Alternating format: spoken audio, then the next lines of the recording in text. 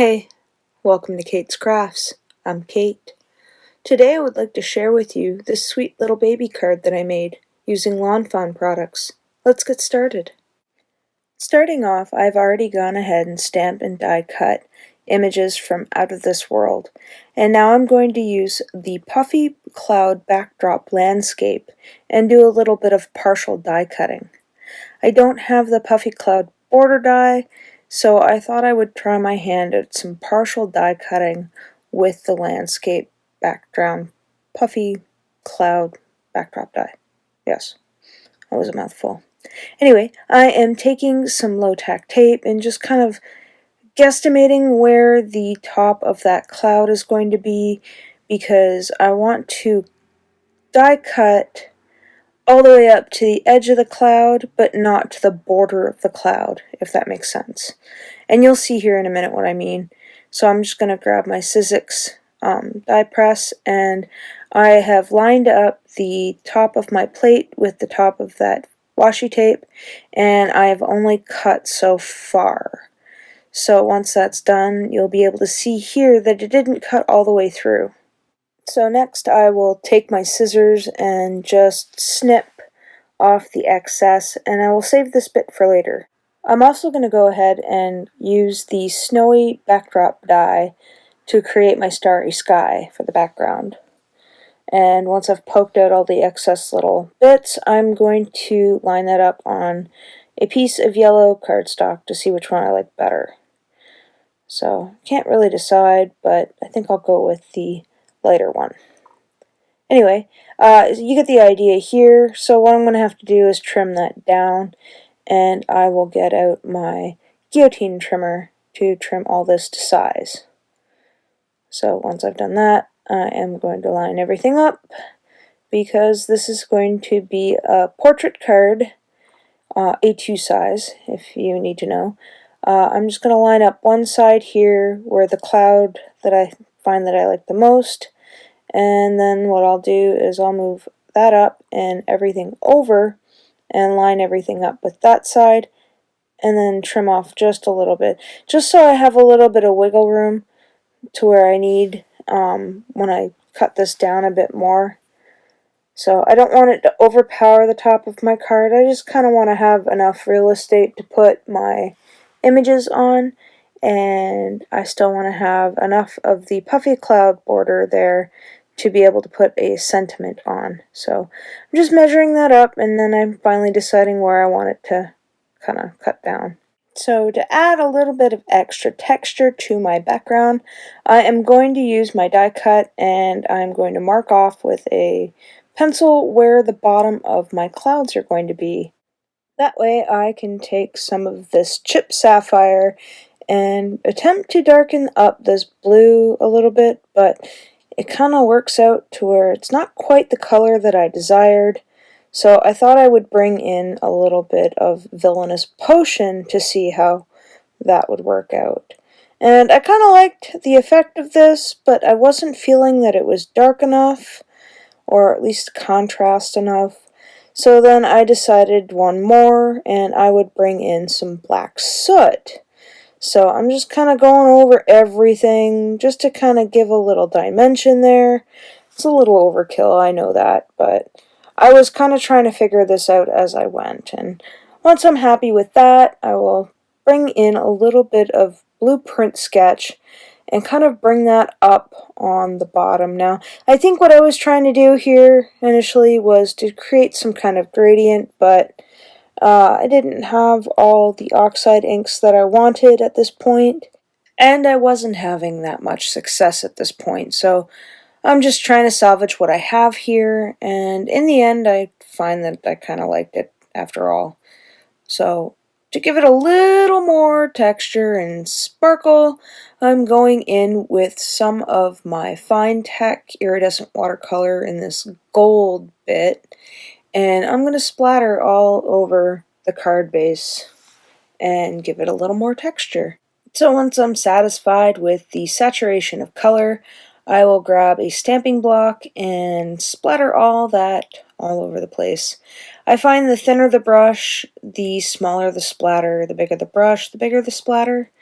So I'm just going to go in with my heat gun here and just dry everything up because I'm impatient and I wanted to get this card done. So next I've got some of my Tombow mono glue, and I'm going all over the back side of the card panel that we just created, and I am going to try and avoid all the little dots that are missing in the paper, so that way I don't get glue seeping out onto my oxides and kind of creating a mess. So once I'm happy with the amount of glue, I will flip that over onto my yellow panel and gently mash that down.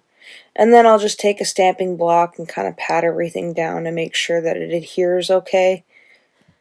And for this one, I've taken some foam tape and carefully cut along the edge so it doesn't poke out the bottom. My intent here is I'm going to use the sticky back of the foam tape not only to adhere to my card, but I am going to be placing string in between the foam tape and the card itself, as you can see here. So I've just got this thick old thread that I have no idea where I got it or what kind of thread it is or how thick it is, but it's not the cheap kind that you find from the dollar store. It's a little bit thicker. I would say I'd probably use it in a pair of jeans or something like that if I had to stitch up a pair of jeans. It's fairly thick, and not quite upholstery thick, but it's pretty thick, and I assume that you could probably do this with a thinner thread, but it's kind of what I had on my desk, so I'm going to go with it. So here I'm just kind of measuring twice, I suppose, to make sure that once I get everything adhered, that I'll be putting it on the right spot. So figuring it this as I go along, I'm kind of going through the pieces to see what would be the easiest to work with, and I come to the conclusion that maybe the smaller pieces to the top would probably work best, and then just kind of work myself down as I go in height.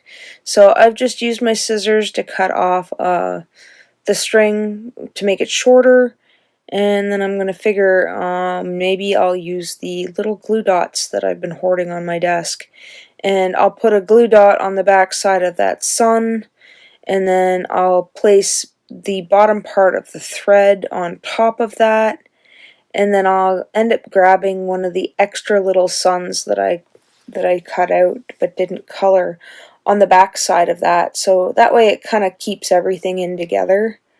And I don't know, I finally found a use for these little tiny glue dot thingies, which I never ever think to really use, and there's so many in a box, and I think I have another box somewhere of them, unless I gave them to my sister-in-law. I'm not sure. I might have given them to her, but might have not. I don't know. I'll have to look. But I know these things do come in handy, and if you don't have them, you kind of might wish you had them. I know I had that problem before when I was trying to do an interactive die card by Lawn Fawn, and then I finally got some. But I'm just going to do that to all of them. I'm going to add little glue dots to the back sides and then attach the string to the sticky bit of the foam tape here. So you can kind of all see them dangling there above the cloud. And once I've added a little bit of glue, I'm going to add a piece of score tape on the top of the strings just to create more adhesion, I guess, because I'm so tongue-tied. The threads are so thin that I don't want the threads to be pulled out from the bottom. Say that 5 times fast. You might need a glass of wine to do it. Anyway, so I'm going to peel off the release tape there and add some more glue just so I can make sure that this is sticky enough, because I want to make sure that in case the person who wants to keep the card, then it'll last a long time. So going from the bottom of the card, I'm kind of pulling the little objects in the border up, so that way I don't get anything stuck underneath. And here I have some circle foam dots that I believe came from the Dollar Tree, and what I want to do is use those just to kind of prop them up a little bit, and give them a little bit more dimension. So I'll put these little tiny foam dots all over the back sides of my little objects and adhere them to the card base. So once I've got the last one down here, I'll probably add a couple more here. And the bigger objects, I added more of the foam dots, and the smaller ones, if I could get away with one, I got away with one. Now these were kind of fiddly to get out, but I don't know, I was able to manage enough without totally tearing my hair out.